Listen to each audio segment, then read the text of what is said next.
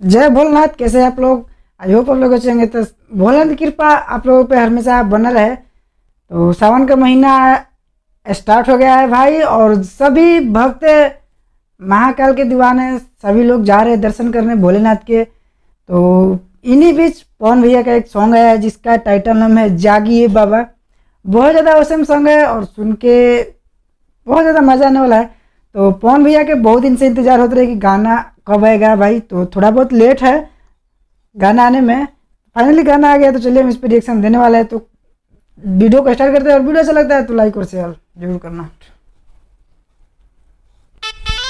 प्रेम से बोला शंकर भगवान जय।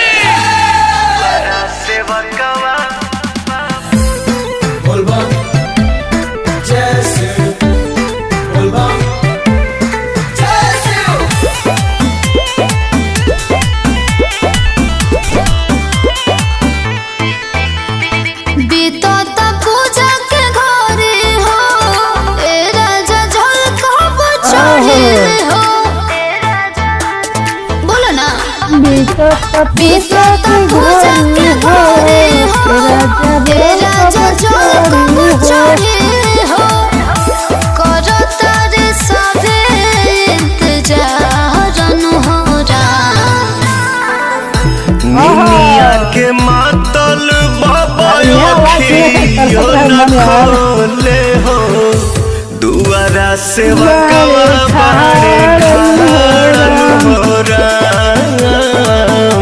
दुआरा से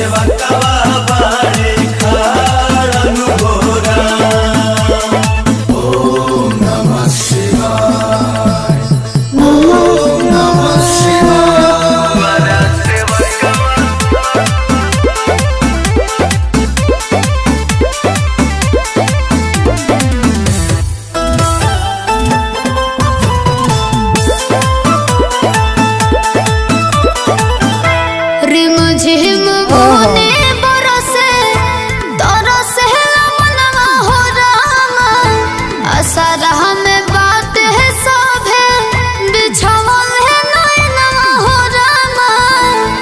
धीर धारा धनी जानी कर मन थोड़ कलयर जी बाबा से हाथ जार छाने छाने लागता पहाड़न होरा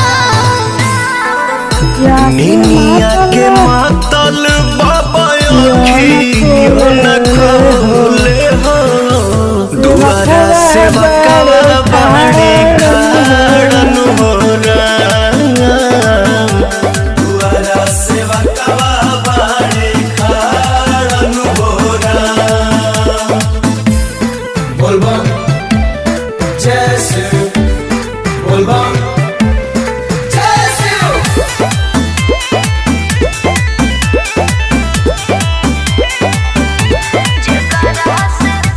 जेकरा से होला जग में साँझ भोर हरिया हो उहे काहे अभी लेना खोलल है नजरिया हो। जागी जागी बाबा ढेर भइले अबेर हमर धनिया आइली पहिला बेर पवन रोशन करे ले गोहारन होरा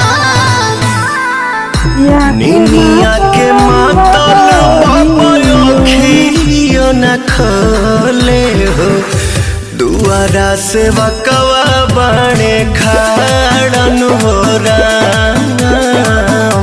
दुआरा से बकवा बाड़े खड़न होरा।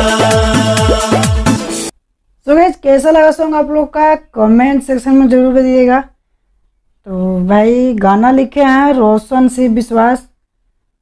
पवन सिंह का पहला गाना है, और पहले गाना मतलब बहुत अच्छा है, ख़राब नहीं है, बिल्कुल भी ख़राब नहीं कर सकती इस गाने को भाई। ऐसे गाना आज तक कोई निकाल भी नहीं करता यार। ऐसा गाना निकालता है भाई, एक दो लाइन बोलबम डाल देता है, बोलबम का हो गया, बाकी सब तो एंटरटेनमेंट करके ऐसे करके निकाल देते हैं। तो भाई ये गाना बहुत ज़्यादा औसम है। तो फिर सिंगर है पवन सिंह और शिवानी सिंह, तो ये लोग बहुत ज़्यादा हिट है। तो भाई सॉन्ग ज़्यादा हिट होने वाला है और बहुत ज़्यादा मज़ा आने वाला है। तो बोलबम का पवन सिंह का पहला गाना आप लोग का कैसा लगा कमेंट सेक्शन में जरूर बताइएगा। तो चलिए महाकाल के नाम लेते हुए वीडियो को शेयर कीजिएगा और कमेंट में जय महाकाल जरूर लिखिएगा। तो चलिए मिलते हैं नेक्स्ट वीडियो में, बाय बाय।